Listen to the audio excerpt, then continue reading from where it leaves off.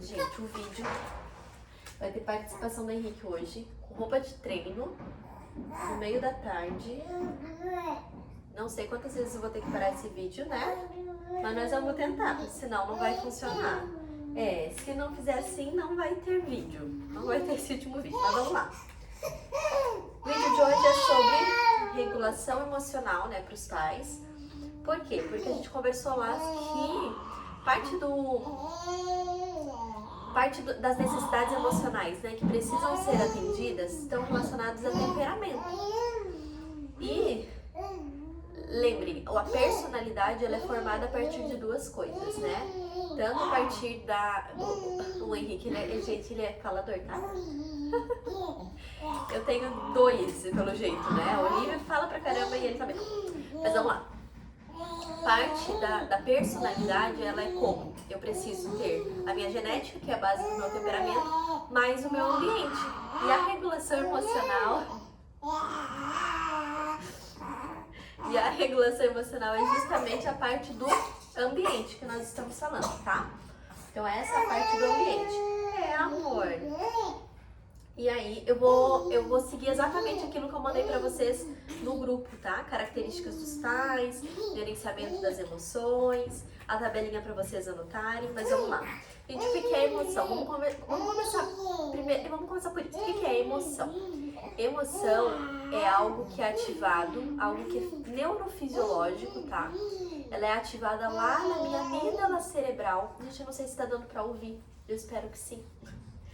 Mas ela é ativada na minha amígdala cerebral. Acontece uma situação, então não tem como ter emoção se não tiver um gatilho, se assim eu posso dizer. Então uma situação acontece que vai gerar em mim uma emoção. Essa emoção é ativada lá no meu cérebro, pela amígdala cerebral. Você quer participar? Vem. Lá pela minha amígdala cerebral, que é parte do meu cérebro. A amígdala cerebral, ela vai mandar um sinal lá pro meu corpo. Então esse sinal sendo mandado lá pro meu corpo é que ele vai me dar reações corporais. Então vou dar um exemplo para vocês. Medo. Então eu fui atravessar a rua e não vi a bicicleta e quase que na hora que eu fui coloquei o pé, eu vi a bicicleta passando, eu voltei. É tudo muito rápido, né? Mas tudo em fração de segundos. Ele ativa, ele vai mandar um sinal lá pro meu cérebro, a minha amígdala cerebral. Ele vai mandar uma mensagem lá pro meu corpo. Esse corpo vai ser ativado, ele vai me pedir para eu ter uma reação. Uma das reações do medo é o quê? Eu preciso ter mais sangue circulando nas minhas pernas ou nos meus braços para eu lutar ou fugir. Então, parte disso, né, parte desse processo é justamente para proteção. Então, se eu tenho medo, é o meu corpo me falando que eu preciso reagir a isso, né? Eu não posso ficar, na melhor das hipóteses, eu não posso ficar parado, eu tenho que fazer alguma coisa. Então, a emoção, ela é neurofisiológica. E por ser neurofisiológica, né, filho? A gente não chama de emoção boa ou emoção ruim. Nós falamos que todas as emoções, elas são necessárias. Acho que eu falei isso no outro vídeo, né? Que é como se fosse vontade de fazer xixi. Eu falo muito isso para as crianças. Todo mundo tem vontade de fazer xixi. Alguém é bom por fazer xixi ou é ruim por fazer xixi? Não. Todo mundo faz xixi. Tu faz xixi, filho? Faça. A mamãe também. A pessoa que está nos assistindo também faz xixi. Isso significa o quê? Que não tem a raiva ela é ruim, não, a tristeza ela é ruim. Não, elas são extremamente importantes. Cada uma tem uma função, tá? A função da raiva, colocar limite no outro, né? Ou nas minhas coisas, função do medo, proteção, função da alegria, faz que eu compartilhe, crie laços, né, com as pessoas. Função do nojo também é para sobrevivência, né? Faz com que eu não fique me contaminando. Então, cada emoção, ela vai ter uma função. Então, voltando, né? As emoções, elas são neurofisiológicas, são ativadas pela minha amígdala cerebral. As crianças ativam muito mais a amígdala cerebral que os adultos, tá? Porque a gente tem córtex pré-frontal já desenvolvido, que faz com que eu ative e daí eu já faço a parte de controle emocional. As crianças, elas vão ativar essa parte mais ou menos ali melhor, né? Porque vai estar melhor desenvolvida. Depois dos 6, 7 anos vai estar um pouquinho melhor, mas está formado, 100% formado essa área do cérebro. Na verdade, o cérebro inteiro lá por volta de 24, 25 anos de idade. Então demora mesmo para se formar o cérebro, né? Ele tem uma neuroplasticidade importante, então ele tem um período de desenvolvimento importante.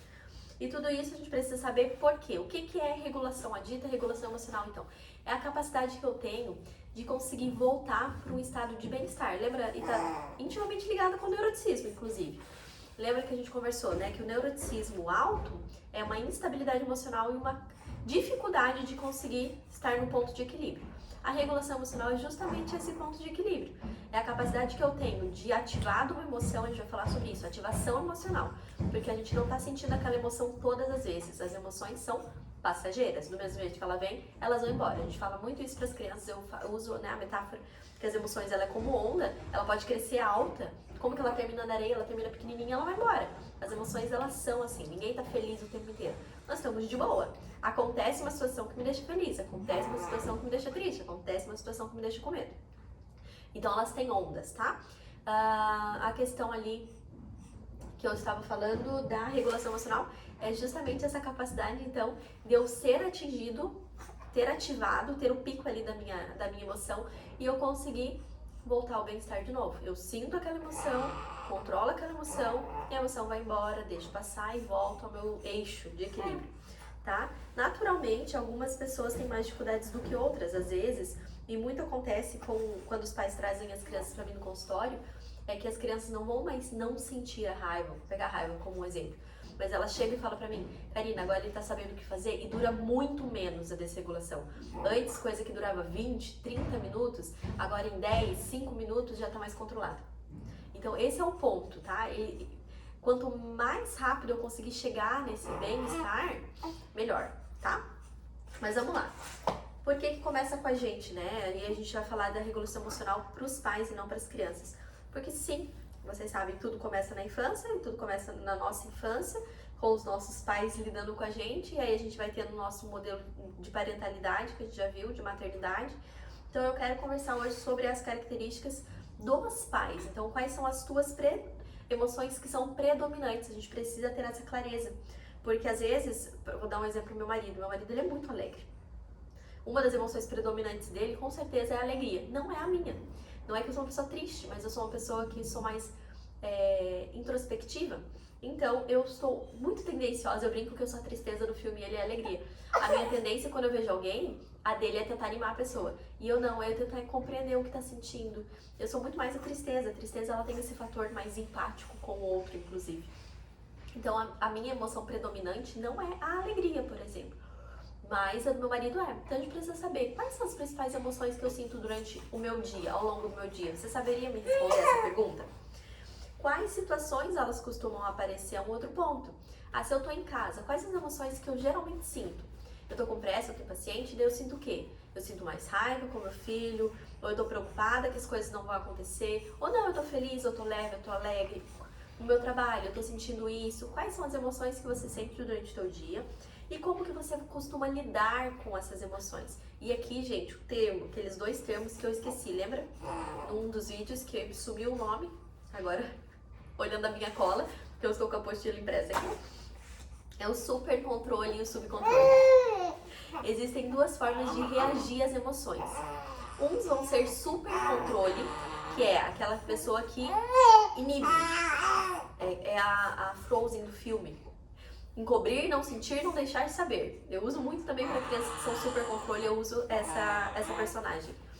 Porque são, então, pessoas que elas não vão explodir, elas não vão deixar perceber que elas estão com alguma emoção. E tem a subcontrole, que daí já são pessoas que a tendência é pôr pra fora, é o externo, né? E todo mundo sabe quando ela tá irritada, quando tá brava, quando tá triste. Por quê? Porque ela não vai esconder e ela vai costumar reagir de uma forma mais intensa, tá? É mais comum chegar no consultório subcontrole. É mais comum, mas já atendi tanto crianças quanto pais supercontrole também. Então aqui, pais de crianças, e eu quero que vocês pensem sobre vocês e pensem nas suas crianças também, tá? Porque a Olivia é subcontrole e eu também sou subcontrole. Então é difícil pra mim, porque as pessoas vão descobrir quando eu estou com raiva, quando eu tô triste, quando eu tô chateada, porque eu vou, de certa forma, me comunicar. E quando a gente é subcontrole, geralmente a gente é mais intenso, né, pra expressar nossas emoções. E quando eu tenho uma criança que é intensa, com um pai que é intenso, geralmente dá muito ruim. Porque a gente tá falando de modelação de comportamento também. Então eu quero ensinar a minha filha o outro lado, eu quero ensinar ela a ser um pouquinho, e não precisa ser super controle, mas chegar mais perto da linha de base, lembra? Desse equilíbrio. Então, pais de crianças que são super controladas, que não falam dos seus sentimentos, vão ter que ser pais o quê? Que vão expressar, que vão falar dos seus sentimentos. Eu tinha crianças que tinham muita dificuldade de falar no consultório aquilo que elas estavam sentindo. De forma geral, eu já faço monitoramento de emoções com todas as crianças, mas com essas crianças eu tinha que dar muita modelação. Eu tinha que falar muito sobre como foi meu dia, as coisas que aconteceram na minha semana, porque eu tô dando um modelo para ela falar, expressar aquilo que tá passando dentro dela. E pais de crianças super controladas são essas pessoas que vão ter que falar: nossa, no meu trabalho aconteceu isso, isso, isso, aí eu fiquei chateado, aí eu tive que fazer tal coisa. Dá modelo, tá? E pais de crianças sob controle, que já, né? São essas crianças que expressam mesmo, que falam, que estão com raiva, vão falar pra ti, que vão sair brava. A minha filha é dessa, ela é ótima porque ela avisa, ela fala assim: eu tô brava com você. E ela vai pro quarto dela. Então, assim, hoje ela vai pro quarto dela, ela já conseguiu se controlar. Já consegue se controlar muito melhor do que era antigamente. Ela tá com 4 anos, a tendência eu espero que melhore um pouco mais. Mas ela expressa, ela comunica, ela fala. E pais de crianças sob controle, então tem que ter cuidado, tá? Se tua criança é sob controle, tome cuidado como você vai expressar a sua reação emocional. Às vezes eu falho, eu sou sob controle, então é mais natural pra mim falar: meu Deus, filho, tipo assim, não faça, não expressar de forma mais intensa mesmo. Às vezes até qualquer reação que eu tenho, tanto no tom de voz quanto no meu rosto, a Olivia já lê e ela percebe e ela fica irritada com aquilo. Às vezes não era nem a minha intenção irritá-la, mas ela já percebe e a emoção que eu ativei nela vai ser sob controle também, entende? Então é isso, tomem cuidado. Correguladores. Então, qual que é esse termo de corregulador? Quando a gente fala de regulação emocional, é para adultos. Para crianças, a gente vai falar de corregulação. Por quê? Porque eles ainda não têm esse córtex que eu estava conversando com vocês. O córtex pré-frontal ainda não está tão desenvolvido. Então, por esse motivo, ainda está em processo, nós precisamos ser o córtex pré-frontal da criança. É como se eu fosse esse mecanismo de ajuda. Ela vai se perder e eu preciso resgatar. Qual que é a diferença entre a birra e a tempestade emocional? Não sei se eu já falei sobre isso em algum dos vídeos, mas a birra, a criança ainda tem controle da emoção, vocês devem ter percebido. Aqui eu já tive várias vezes, né? A Olivia tá chorando, daí se eu mudo o foco atencional dela, ela fica: não, mãe, mas é isso. Ela fica assim, ó, como se nada tivesse acontecido, né, filho? Mas a tempestade emocional, que daí sim seria a desregulação emocional, a criança ela não consegue voltar para a linha de base, ela vai precisar de ajuda. Então eu posso tentar mudar o foco da emoção dela, eu posso fazer o que for, ela vai estar imersa naquilo. Então aí eu sei que ela está realmente numa desregulação emocional, numa tempestade emocional, e ela vai precisar de um corregulador, que é o adulto, que às vezes também está desregulado. Então o adulto tem que se regular para conseguir regular a criança, ok? A biologia das emoções. Vamos lá. Basicamente aquilo que a gente já conversou. Situação que gera uma emoção e que pode ter níveis de intensidade. A emoção que vai preparar o meu corpo para agir. A emoção, ela é passageira, tem uma função, ela sinaliza, né? Ela comunica que algo não tá legal e eu preciso sentir e ter menos pressa para resolver. Isso é difícil, principalmente para nós, às vezes, que estamos na vida do dia a dia, então a gente tá fazendo várias coisas ao mesmo tempo. E o que a gente quer? A gente quer resolver problema. Não deu isso? Não, tá tudo bem, não, chega, não precisa, já resolvido. Mas a emoção, ela precisa ser sentida e a gente tem que entender isso. Nós precisamos sentir a emoção e não ter tanta pressa em resolver a emoção, tá? Agora sim, nós vamos lá para regulação emocional. Dito isso, quais são as estratégias que podem ser usadas para regulação emocional? Sabendo que eu tenho um cérebro formado, sabendo que a minha emoção também é passageira, sabendo que a minha emoção também tem níveis de intensidade, que existem situações que geram determinadas emoções. Eu tenho 2 conjuntos, as estratégias que são desadaptativas e as estratégias que são adaptativas. As desadaptativas, e aqui pensando não só no lidar com o filho, de forma geral, procrastinação. Então, quando eu estou procrastinando algo por algum motivo, não é adaptativo. Ruminação, né? Alguém fica... Aconteceu algo e eu fico pensando naquilo o tempo todo. Catastrofização, né? A ansiedade, amiguíssima da catastrofização, né? Que eu fico aumentando a situação, dando uma proporção muito maior, como se fosse uma coisa muito ruim acontecer. Compulsão, então, eu acabar tendo atos de compulsão, pode ser compulsão alimentar, compulsão por compras, de alguma maneira, para eu conseguir lidar com a emoção que eu estou sentindo. Autolesão, né, que seria se machucar. Supressão, que está muito relacionada ao esse supercontrole. Então eu vou suprimir aquilo que eu estou sentindo, vou desvalorizar, vou colocar como se não fosse nada. reclamação. Então eu tô tentando lidar com a emoção, mas o tempo todo eu tô reclamando da situação. Ou então evitação, muito comum no medo. Se eu tenho medo de algo, eu vou evitar aquilo, tá? São estratégias desadaptativas. E claro, eu vou evitar aquilo, eu tô falando desadaptativa na evitação, se realmente aquilo não for perigoso, tá? Estratégias adaptativas, então o que a gente tem que tentar fazer mais? Atenção plena. Atenção plena é a capacidade que eu tenho de estar presente no momento. Bem difícil hoje, principalmente por conta das redes sociais, da tecnologia, das coisas, né, filho? Das coisas que a gente tá vivendo, da mensagem, do instantâneo, então a gente quer tudo pra agora, a gente faz várias coisas ao mesmo tempo. Eu digo por mim, assim, eu tenho bastante dificuldade agora tendo que parar, né? Dar mamar, você tem que ficar um tempo parado, faz dormir, você tem que ficar um tempo parado. É muito difícil, às vezes, a gente querer só ficar naquele momento. Né? Você quer estar ali, você quer estar escutando algo, você quer estar fazendo outra coisa, você quer estar querendo ser produtivo ao mesmo tempo. Então, a atenção plena, eu conseguir estar no momento presente e viver aquele momento. A aceitação da emoção, a autocompaixão, e aí desrespeito a mim, entender que eu também tenho emoções e que tá tudo bem. Validação da emoção, reestruturação cognitiva, eu não vou entrar nisso, nem reestruturação cognitiva, nem resolução de problemas, mas aí eu tentar mudar a forma que eu estou pensando, extremamente importante, tá? Saber resolver problemas, autofala, que é eu conseguir ficar falando pra mim mesmo, né, alguma coisa mais funcional. Distração, eu posso usar técnicas também pra me distrair, vou lá, vou respirar fundo, tomar um banho, vou assistir alguma coisa, vou mexer em algo, né, vou ter um hobby, vou me distrair daquela forma. Relaxamento, e aí relaxamento muscular mesmo. Ação oposta, então se eu quero gritar com meu filho, o que eu vou fazer? Ficar quieta, calada, não vou abrir a boca. Ação oposta à ação. E ativação comportamental, que é muito utilizado em casos deprimidos, tá? Ativação comportamental é eu conseguir aumentar a quantidade de atividades prazerosas que eu tenho, que eu faço ao longo do meu dia.